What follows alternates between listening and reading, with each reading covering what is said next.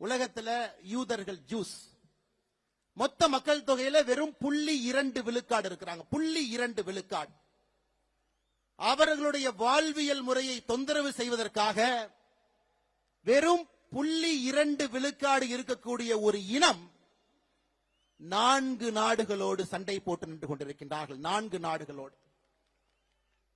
அந்த ஊர்ல இன்னைக்கு போய் நீங்க பாத்தீங்கன்னா அங்க இருக்கக்கூடிய குழந்தைகள் எல்லாம் பள்ளிக்கூடத்தை மொத்தமாக மூடி இருக்கின்றார்கள். ஹாஸ்பிட்டல் எல்லாமே கீழே கொண்டு போயிட்டாங்க, அண்டர் கிரவுண்டுக்கு.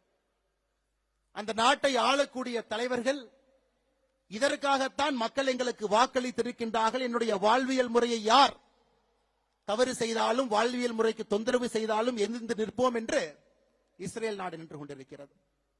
இன்னொரு பக்கம் அமெரிக்காவை பாருங்க. நேற்று அவர்களுடைய விமானம் 37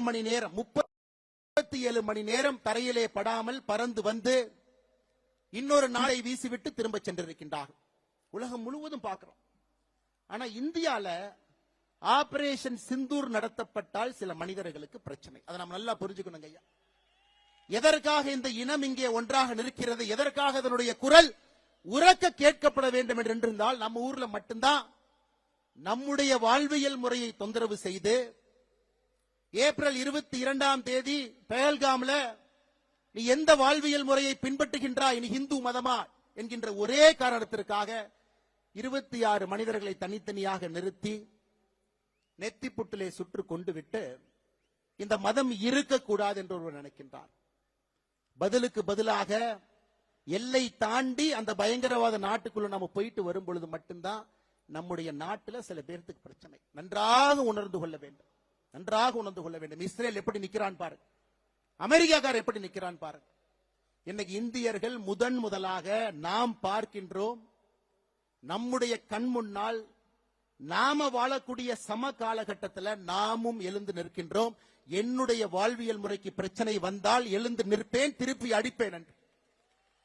அன்பு சொந்தங்களே, அதற்காகத்தான் இந்த மதுரையில முருகபெருமானுடைய மாநாடு நடந்து கொண்டிருக்கிறது. காரணம், இந்துக்களை பொறுத்தவரை சின்னதாக யாராவது தொந்தரவு பண்ணா நம்ம பெருசா கண்டுக்க மாட்டோம், பரவாயில்ல மன்னிச்சு போயிடும். பெரிதாக தொந்தரவு செய்தாலும் கூட அதையும் கண்டுக்க மாட்டோம், மன்னிச்சு போயிடும் சொல்லுவோம்.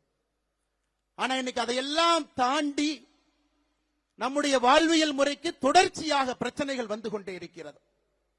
ஹிந்து என்பதற்காக நான் ஏற்கனவே சொன்னதை போல நம்முடைய கடைக்கோடி தொண்டர்கள் கொல்லப்படுகின்றார்கள். இந்த மதத்தை பின்பற்றினா மட்டும் நம்முடைய வாக்கை பெற்று அரசியல்வாதிகளாக அதிகாரத்தில் இருக்கக்கூடியவங்க கோவில் இப்படி இருக்கும், கூம்பு மாறி இருக்கும் அசிங்கப்படுத்துறாங்க. இந்து மக்கள்கிட்ட ஒற்றுமை எப்பொழுதும் வராது என்கின்ற தைரியத்தில் அரசியல்வாதிகள் இன்னும் பழைய அரசியலை செய்து கொண்டிருக்கின்றார்கள். அதையெல்லாம் உடைத்து காட்ட வேண்டும். என்னுடைய கோவில்கள் பாதுகாக்கப்பட வேண்டும். எங்களுடைய வாழ்வியல் முறையில் எந்த பிரச்சனையும் வரக்கூடாது. எங்களுடைய குழந்தைகள் தைரியமா ஒரு ஸ்கூலுக்கு போனா கூட திருநூறு வச்சுட்டு போகணும். எங்களுடைய குழந்தைகள் இன்னைக்கு வட தமிழ்நாட்டில் ஒரு ஸ்கூலுக்கு போனா கூட ருத்ராட்சி கொட்டையை வெளியே அணிந்து கொண்டு செல்ல வேண்டும். இதெல்லாம் இன்னைக்கு மக்களுக்கு ஏற்படக்கூடிய பிரச்சனையாக இருக்கிறது. அன்பு சொந்தங்கள், அதற்கெல்லாம் இந்த முருகர் மாநாடு தேவைப்படுகிறது.